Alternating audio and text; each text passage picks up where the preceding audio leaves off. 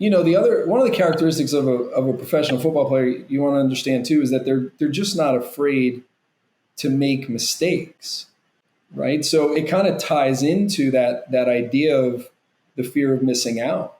It's I need to make some mistakes so that I can have successes. That's the mentality. And so I think they bring that into financial sort of decision making. So it's often reported that NFL players sometimes struggle to manage their finances. Michael, what are some common challenges that NFL players and other professional athletes face during and potentially after their careers?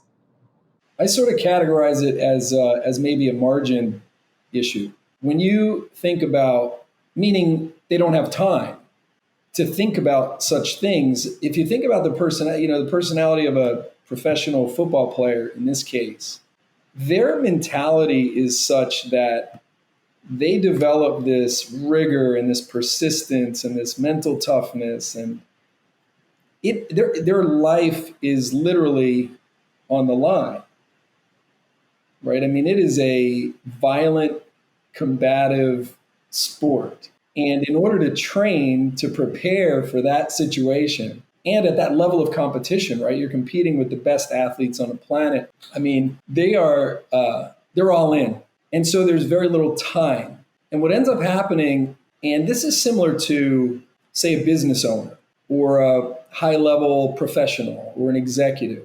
When you're completely committed to your craft, what ends up happening is people will come into your life at different points in time. And you're approached with different products or services or strategies. And I think that's where, maybe the little FOMO sets in, the fear of missing out. And they just kind of want to check the boxes. It's like, hey, that sounds good. That idea sounds great. Let me invest in that. Or I don't want to miss out on this opportunity. Let me invest in this. And it ends up that maybe they have, 5 or 10 or more different solicitations. Oftentimes they'll opt into that. And so, one of the characteristics of a professional football player you want to understand too is that they're just not afraid to make mistakes. Right? So it kind of ties into that idea of the fear of missing out. It's I need to make some mistakes so that I can have successes. That's the mentality. And so I think they bring that into financial sort of decision making. Then the one last comment I'll make on this is that, I feel like that differs very much with sort of taking this uncalculated risk, right? Because you take those courses of action, but you may not understand the risk level associated with making that, choice, that financial choice. So you have a lot of different people approaching you with different ideas, different strategies at different points in time. And simultaneously, you have no margin, you have no time. And unless you have someone that's guiding you, that you trust thoroughly and deeply, you probably end up, making some mistakes along the way, and they could potentially be, devastating, depending upon how aggressive you were or how much of your capital you allocated toward those recommendations. Mm-hmm. I think what potentially makes this even more challenging as well is that a lot of NFL players are drafted straight out of college. They might simply just not have much financial literacy. Who does straight out of college unless you've done that sort of degree? So, they get all this money, they get a financial windfall. What tips and advice do you have perhaps around managing that? I've heard different statistics at conferences, and it's interesting. I want to say 70% or so of their lifetime earnings are earned within a 5-year period. Imagine that. So life expectancy is something like 90. You have a 5 or 10 year run at best, most often in the NFL.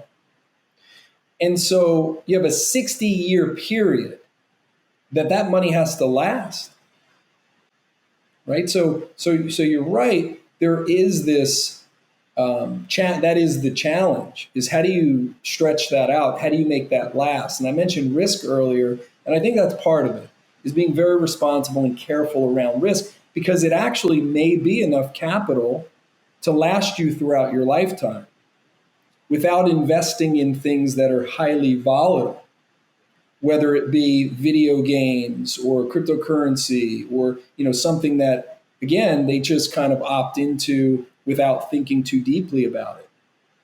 I'll say this too, because I think your question warrants a little bit of a deeper answer. So if that athlete, and I think the athletes that are coming out of school now are highly educated. I'm often very, very impressed by their level of education and their level of interest in and around economics, money, finances.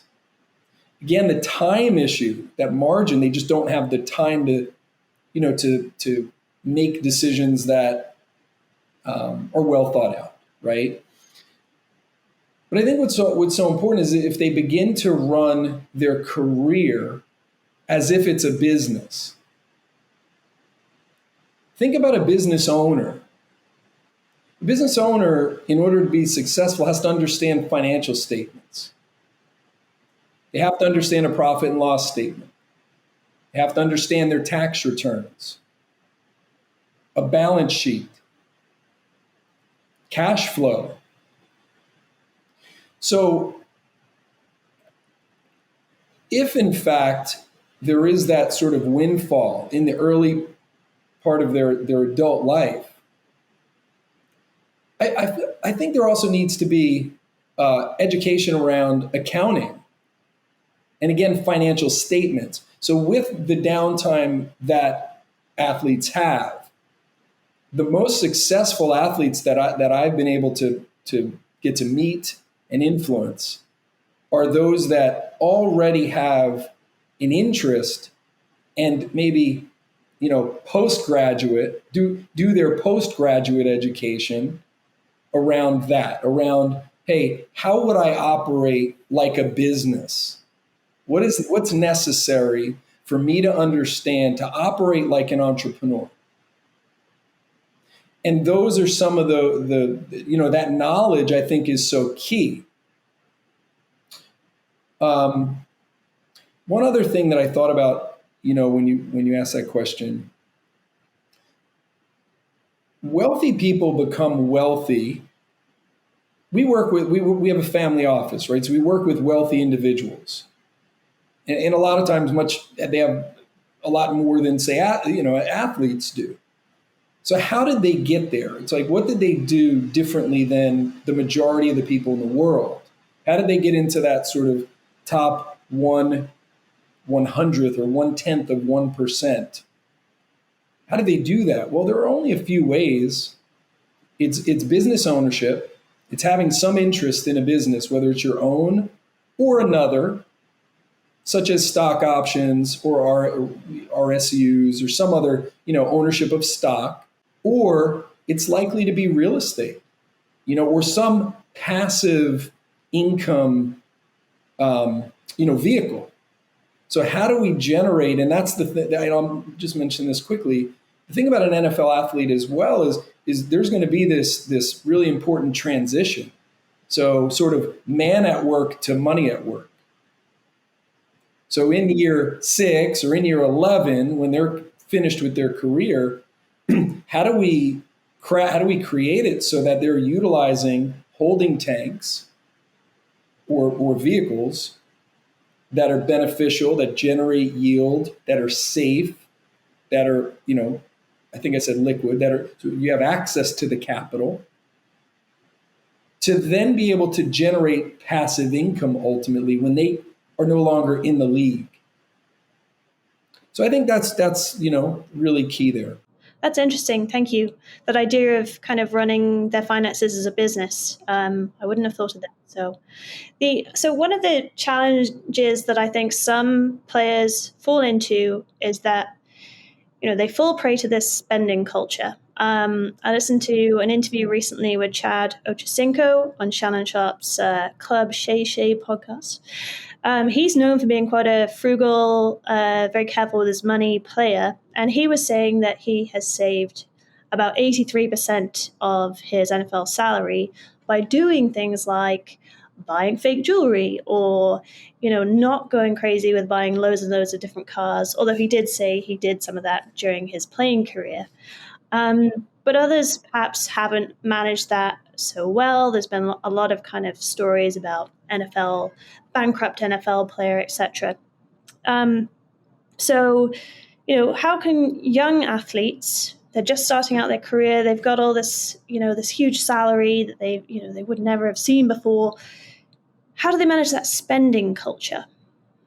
It's impressive that he actually was able to figure out how to save at the level that he did. And let's assume that's not common for the moment. And again, I do think the kids that are coming out of school now are highly, highly educated as compared to maybe when I first started working with players. And I think they've done some of the homework that they need to do. But when you grow up without that father figure, that mentor, right? It's like, not that interested in education. I want to play. Bad habits occur, right? You have bad habits around money and money decisions. So if that athlete is able to engage with and connect with and find a mentor early on in their life, someone who they can trust and they can go all in with, versus the earlier, I gave you that example of sort of all of those piecemeal financial decisions that, all of those folks that come in and out of their life and offer them different, financial, I give them some, recommendations around what they should do with their money.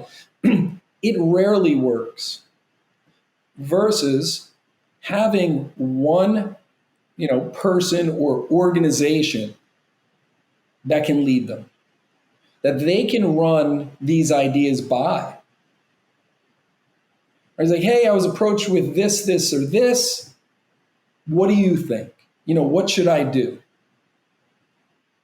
And that's where I think we're most valuable to, whether it's athletes or business owners or people that have, very little time and means, and some wealth, is really directing them, sort of playing defense, making sure that we're saying no to a lot of offers, or we're at the very least interviewing the folks that come into their life, surrounding them with true professionals.